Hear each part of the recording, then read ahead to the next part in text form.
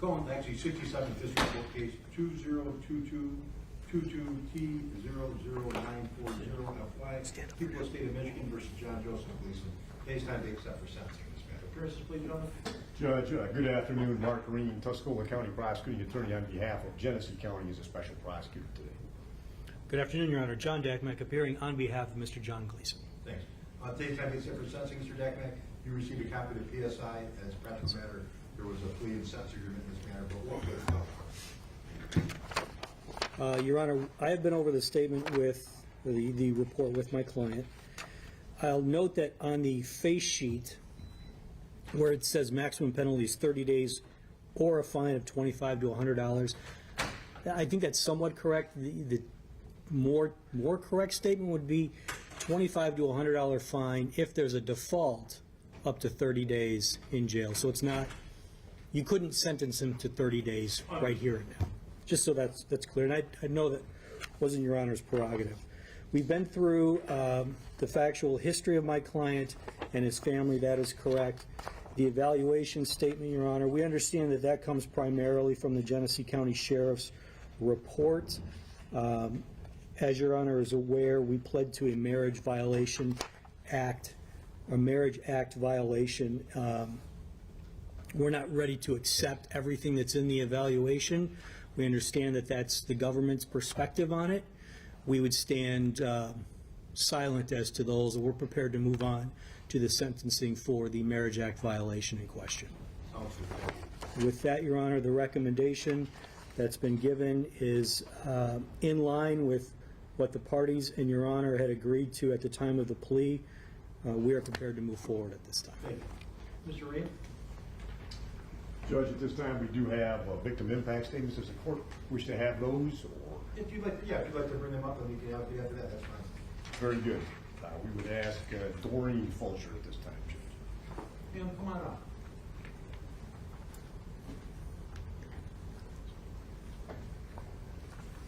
Please state your name for the record.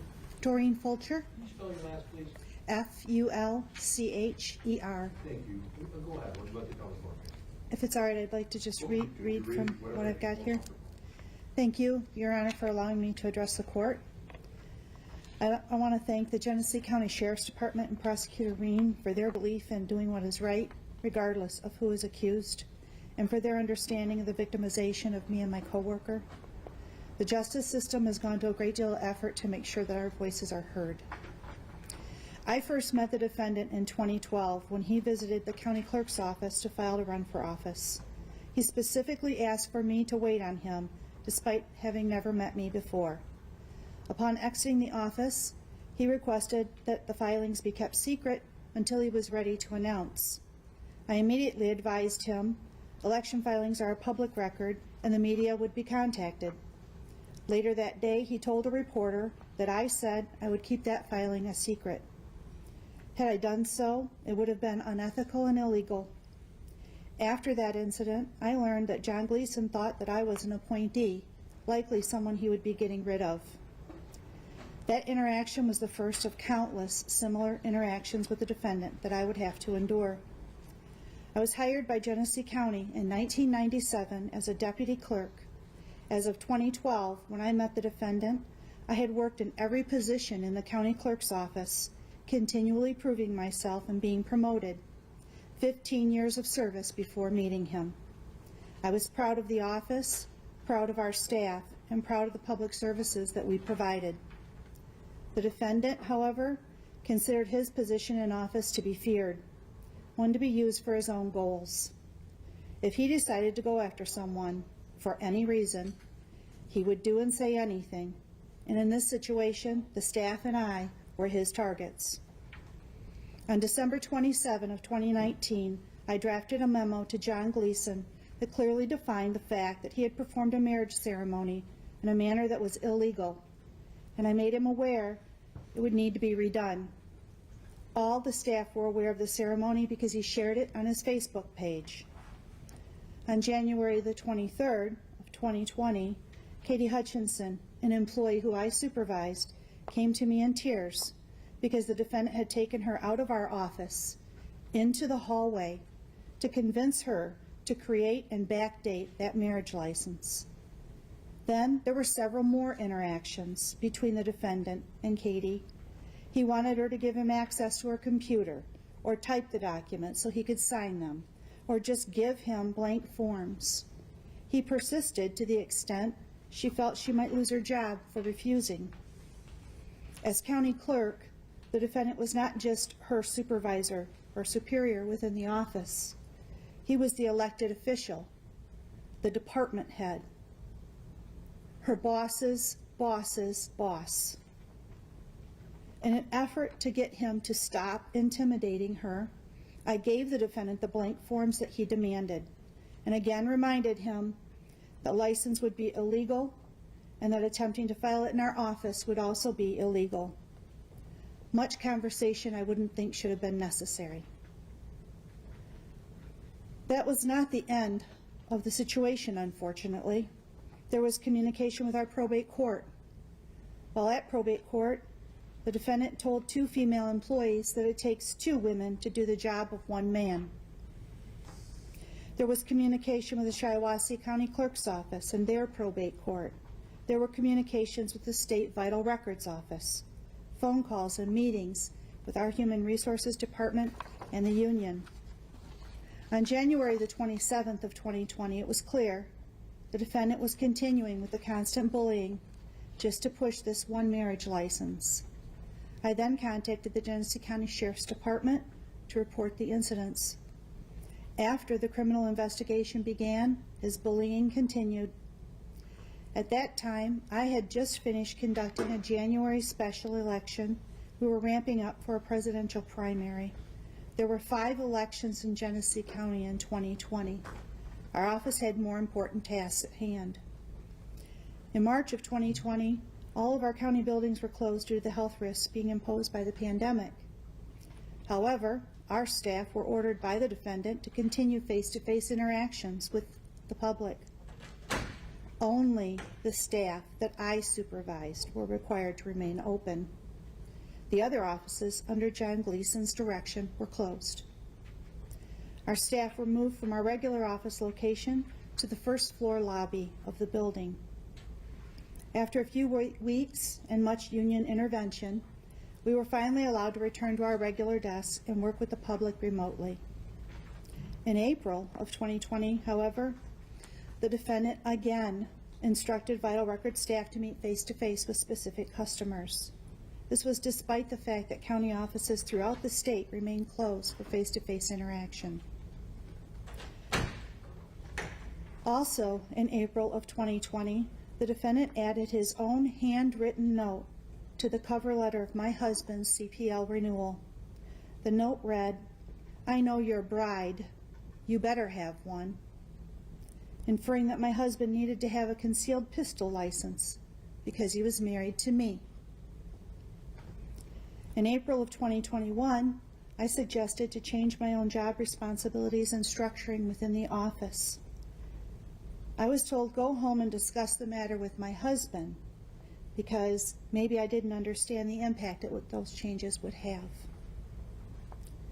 If I articulated all of the inappropriate and intimidating incidences, we'd be here for days.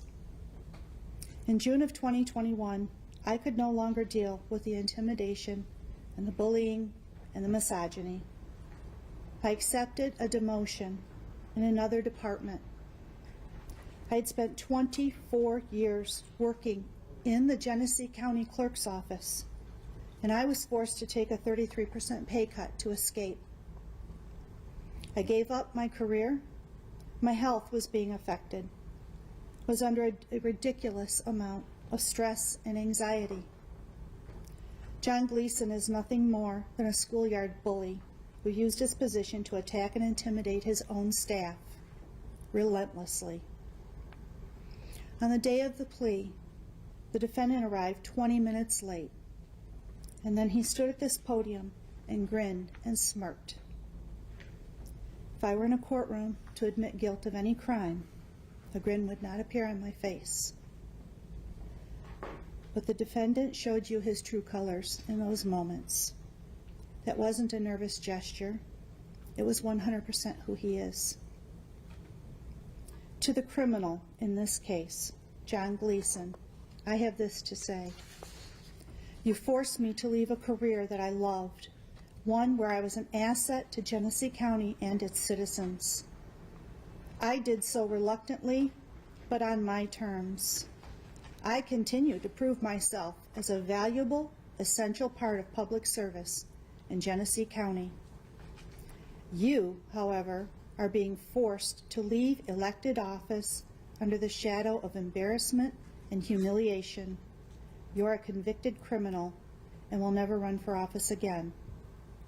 Justice is finally being served, and I'm happy to be here to watch it. Thank you, Your Honor. Thank you, ma'am. Judge, I have Ms. Hutchinson's statement. Would the court like me to read that? Please go ahead. Thank you.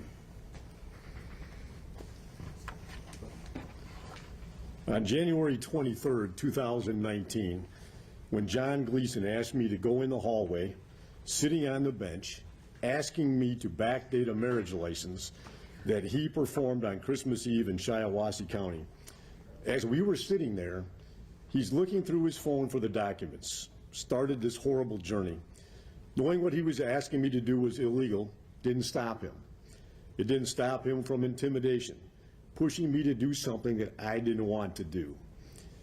What do you do when you have someone who's an authority figure asking you to do something illegal? Someone that is the county clerk for Genesee County asking his employee to backdate a marriage license, telling me that no one has to know about this, it's not going to be traceable. As I sat there on the bench, so many things were going through my head. Knowing that I didn't want to do this because it was illegal and wrong. Also, Gleason, being the county clerk, asking me to do this, and what would happen if I didn't do it? Would I lose my job because I didn't do what I was asked to do? After telling Gleason I didn't want to do this because it's illegal, and I didn't feel comfortable about being asked to do this for him, that didn't stop him. He said, let's go look in my office. I may have left the documents in there. Now, being in his office with the door shut, again, he keeps telling me that no one has to know about this, and it's not traceable. Again, I told him that I didn't want to do this. It's breaking the law. It got to the point that he wouldn't take me saying no. I wasn't going to do this, that he insisted we go back to my desk. He will sit there, and I can tell him what to do. I told him no, it's still under my name. And he said that his name would be on everything. Being an elected official, he was thinking that he was going to get away with this. Being in the position I was put in by John Gleason, and him not taking no for an answer, I went to my supervisor, Doreen Fulcher, for help. When I went into her office, I was shaking and crying from what just happened. I explained to her what happened and what he was saying to me. We walked over to John Gleason, gave him a blank copy of a marriage application and affidavit, and explained, she said to him, here are blank copies, and do what you wish to them. From that day forward, every day was difficult going into work, feeling like I had a target on my back. It was difficult going into work, not knowing what could or would happen next. It was hard going into work to do the job that I loved doing. John Gleason ruined this for me. But I went into work day after day, doing my job and getting it done for the last 3 years. During the pandemic, things got a little easier because Gleason wasn't in the office as much. Doreen left the clerk's office in June 2021. After she left, the morale in the office went down. The upper management didn't have the office employees' backs. What was the point to having office rules if office policies with upper management would just override what you tell customers? In September 2021, we had a little office fire which caused us to move buildings. They, meaning management, were more worried about when we were going to open back up to the public. They weren't worried about letting their employees get settled in and organized on how we were going to operate. Management kept pointing the finger at everyone else, that the office morale was down because of the location we were at. They never got it that it wasn't the location, it was them. The employees worked together and we made it through. We got a new supervisor, Kathy Funk, in December 2021. When she started, she wanted to have individual meetings with all the employees, calling it Get to Know Us. Going into this meeting, I was trying and keeping an open opinion on how she was going to run things. After the Get to Know You meeting, she asked to have another meeting with me as a clerical coordinator. In this meeting with her, I learned fast that she already knew about what happened with John Gleason and me. How would she already know about this? How would she know about this? I feel like she was brought into the office as Vital Records election supervisor to target me and trying to get me out of the department. I came into work again feeling I had a target on my back. Kathy was making rules for the office about breaks, eating at our desk, lunches, phones, etc. No one in the office was following them, but I was the only one getting warning emails. So I started doing what she asked. Still others were not and not getting emails. Why was I the only one being singled out? One day, Kathy asked me to have a meeting with me in the morning. In the meeting, we were going to over some office schedules and upcoming training for employees. At the end of the meeting, she says to me, "I know you and John have some issues." Again, how would she know this? I said, "I'm sorry, but I can't discuss this with you because it's under investigation." Later that day, I was working the front counter when Kathy asked me to come to her office. I got someone to cover at the counter and went back there. When I walked in there, to my surprise, John Gleason was sitting there in her office too. My heart started racing. My anxiety went through the roof. I could feel myself starting to shake. What was I doing in the office with both Kathy and John? I didn't feel like I did anything wrong. He asked me to sit down to figure things out. I sat down, feeling trapped. Why would Kathy do this knowing that he was in there and what he was up to? I felt intimidated sitting there with the both of them. Gleason asked me to clear everything up with the investigation. If I cleared everything, then the investigation will go away. I told him that I did nothing wrong, and he said, "Oh, but you did," trying to blame me for everything. Going back and forth and holding my feelings in, I asked to leave the room. He said yes, and we will give you some time to think about it. How could Kathy just sit there and say nothing?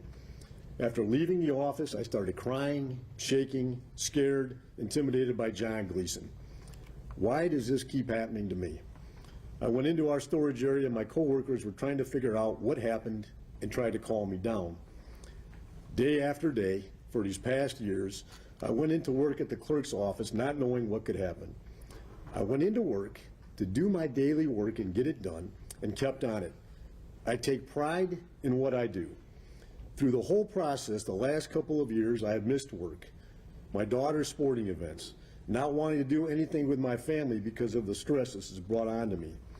The increased stress level that occurred contributed to excessive migraines. My anxiety is so bad that my doctor put me on medicine.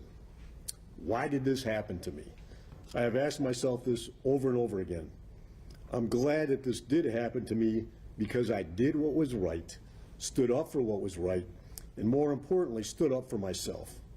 I'm glad that he can't do this to anyone else. August 5th, 2022 was my last day that I worked in the Vital Records office. It was time for me to move on. Enough was enough. I moved to a new job with Genesee County.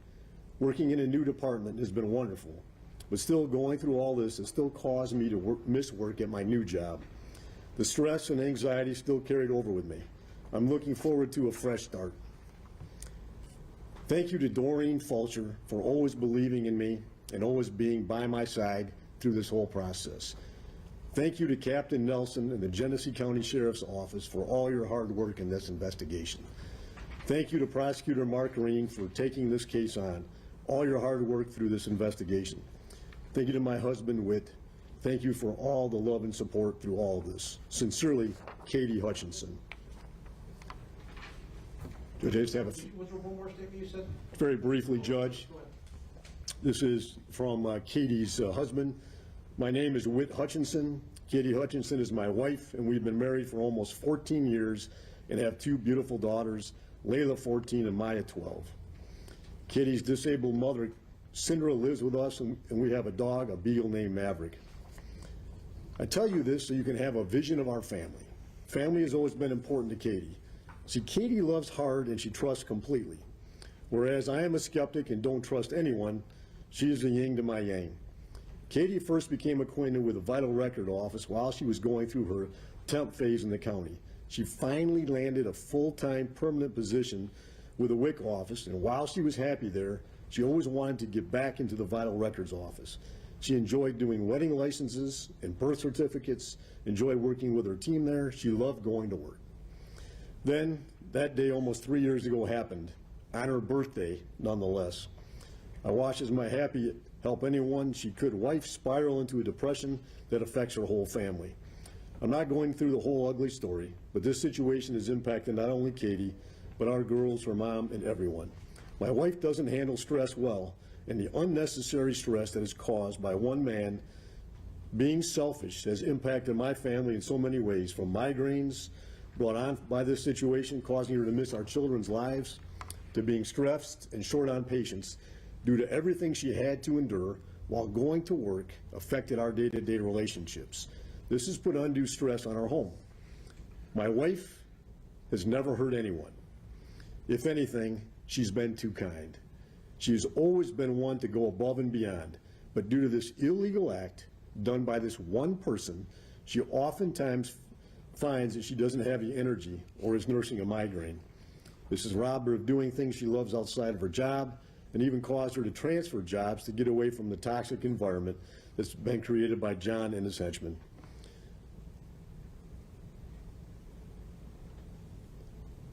John, you should be ashamed of yourself. Your actions are not forgivable, so I rely on this court to handle the punishment of this man. My only hope is that it is on par with the punishment my wife has to unjustly endure. Whit Hutchinson. Thank you. Mr. Reardon, was there anything you want to add in addition to the victim impact statements? Or anything else you wanted to say in addition to the victim impact statement? There is, Judge, and thank you. I think the victim impact statements capture the essence of this case. What it's come down to from the very beginning is we've analyzed every item of information that came forward was the extraordinary courage demonstrated by individuals who really just wanted to go to work each day.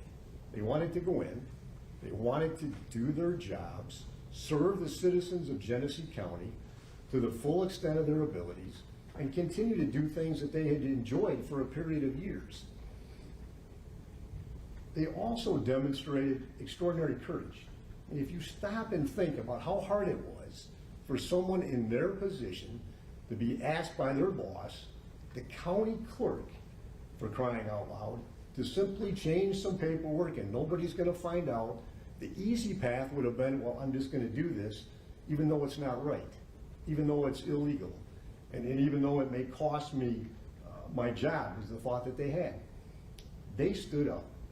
And quite frankly, it has been an honor and a privilege working with the Genesee County Sheriff's Office, Sheriff Swanson, Captain Nelson, and with these victims to go through this journey and this process to arrive at a just outcome,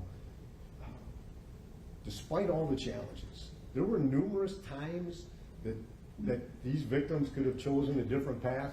They continued to stand up and ultimately hold this defendant accountable for what he did. What he did initially easily could have been addressed and would have impacted virtually no one in any meaningful manner. He made a series of choices that extraordinarily adversely impacted others unnecessarily, all because of his mindset. I can't speak to what he did before this case because I don't have knowledge of it. But what I know here is that in terms of being a leader and someone who's supposed to set an example in an office, in a very important elected position, he failed miserably. And as a result, the citizens of Genesee County suffered and the employees in the office suffered. Thank you.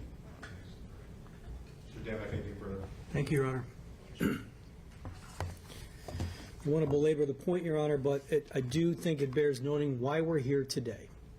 This was a plea to a violation of the Marriage Act of the state of Michigan.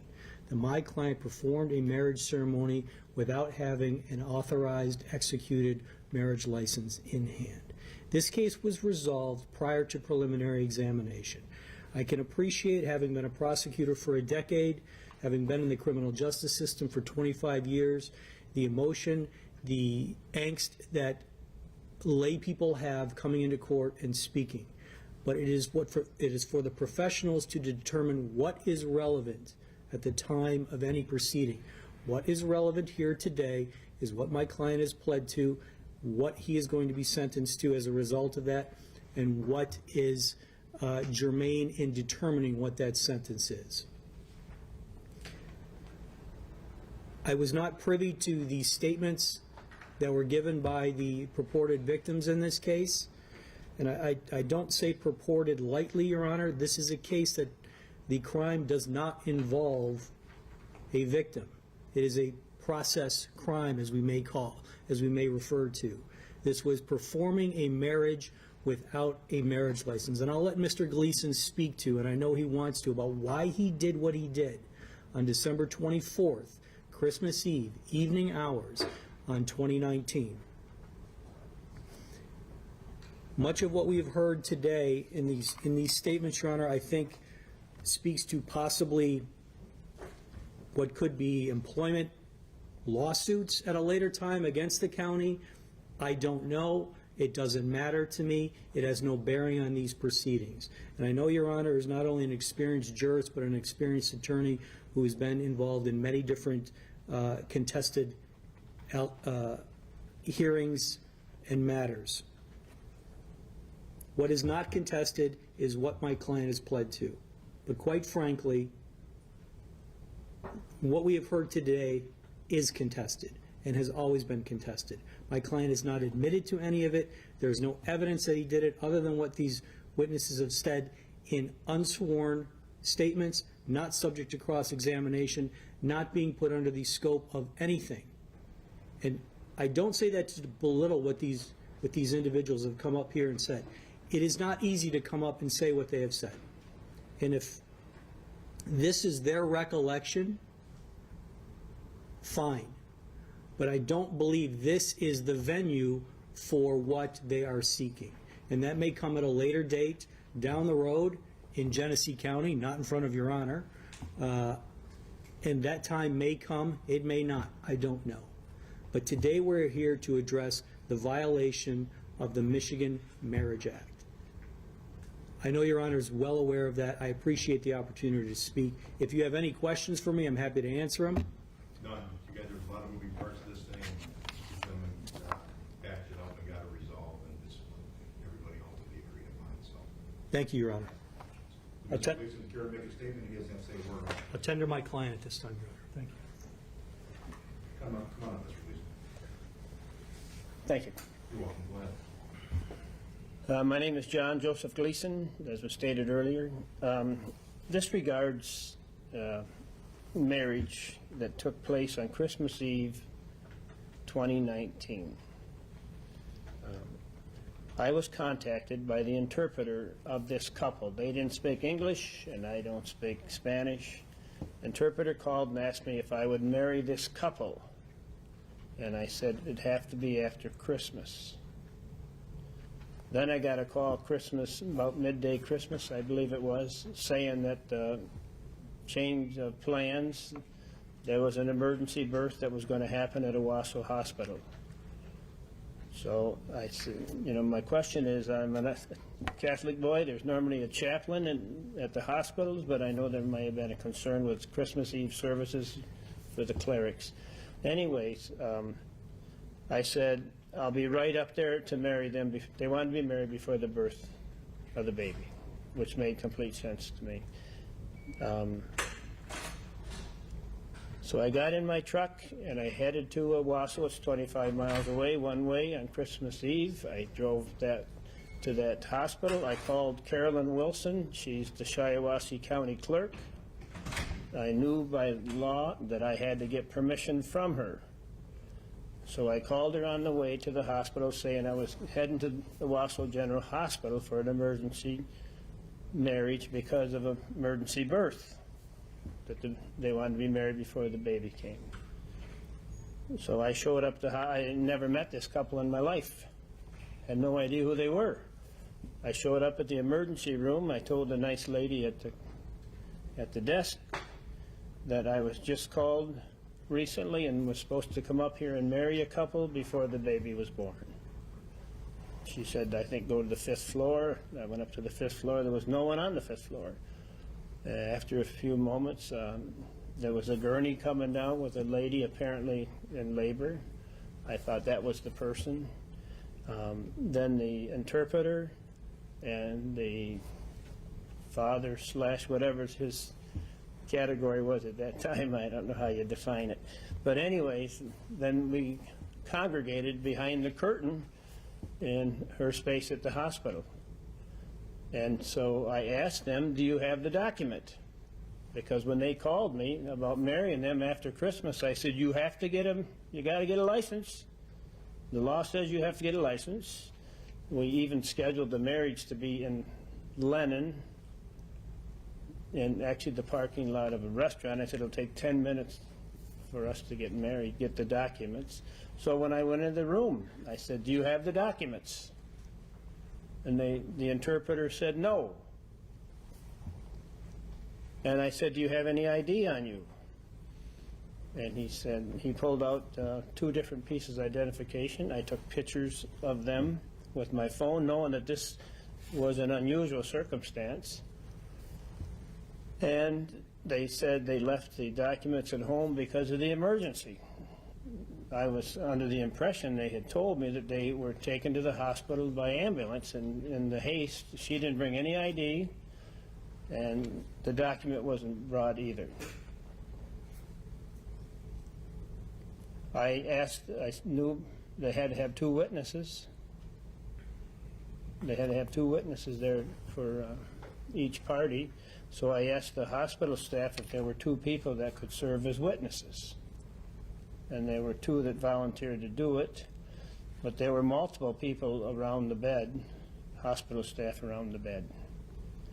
And so I exchanged vows hastily, and then I said, okay, we got to write down the name of the witnesses, because this has to go on the marriage license. Eventually, you got to have the name of the witnesses. I said, I'm leaving. Even on the video itself, it says the last thing that's on the video is I'm walking out behind the curtains. And I said, you make sure you turn in them documents on Thursday, because Christmas Eve was on Tuesday, Christmas on Wednesday. I said, you turn in those documents on Thursday. There's a video of actually stating that. Obviously, I'm concerned about the situation. There was no license. I took my own video to prove that there wasn't a license. I thought there was some way that we could work that out eventually under those circumstances. Eventually, the marriage was certified by the probate judge in Shiawassee County. The law says that I must have a license. Under those circumstances, I considered the best process was to keep moving forward. They wanted to be married before the child was born. It made sense to me, and so I'm sorry it didn't work out the way that it was supposed to be, but today they're married and they have a child that was born in wedlock. The judge backdated the license, not our office. The judge backdated it to the 24th of December, which is called the secret marriage. Great. Anything further, sir? I want to thank my family for enduring this. This is almost, it'll be 1 month, it'll be 3 years that we have been through this process. I love my wife and I love my kids. 30 years we've been married. I wouldn't treat anybody different than my wife, I can tell you that. So that would be my statement, Your Honor. All right, sir. All right, of course, anything further from anybody else for the record or anything? No, thank you, Your Honor. All right, thanks. Of course, listen carefully to everybody's arguments, the victim impact statements, to track the matter again. This was a guilty plea to Marriage License Act, or court violation of Marriage License Act. It's by statute, it's 30 days and or a fine of $25 to $100 of maximum sentences in this. There was a plea plea agreement and a sentence agreement for a fine and any 1-year non-reporting probation. So the court's prepared to sentence pursuant to the plea agreement. Accordingly, it's going to be the sentence of this court that Mr. Gleason be placed on a period of non-reporting probation for 1 year. He's going to pay the maximum fine in this matter of $100. Court costs are $550. There's a $50 crime, justice fee. Crime victim's right fee is $75. That was a sentence agreement. That'll be the, oh, I'm sorry, and no contact with any of the listed victims. There's a non-reporting fee. As a practical matter, it's going to be Genesee County. Our fee here is $80 for non-reporting. I'm assuming it's close to the same size, or it'd be an $80 non-reporting probation fee. And that'll be the sentence of the court, again, with the no contact with the victims.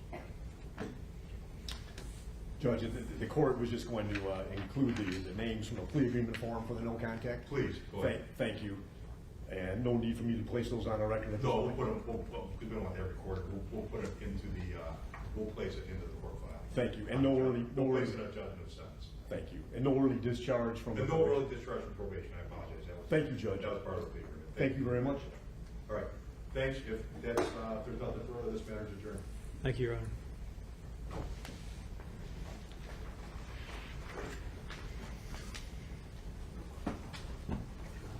Look, these guys, you guys can take them.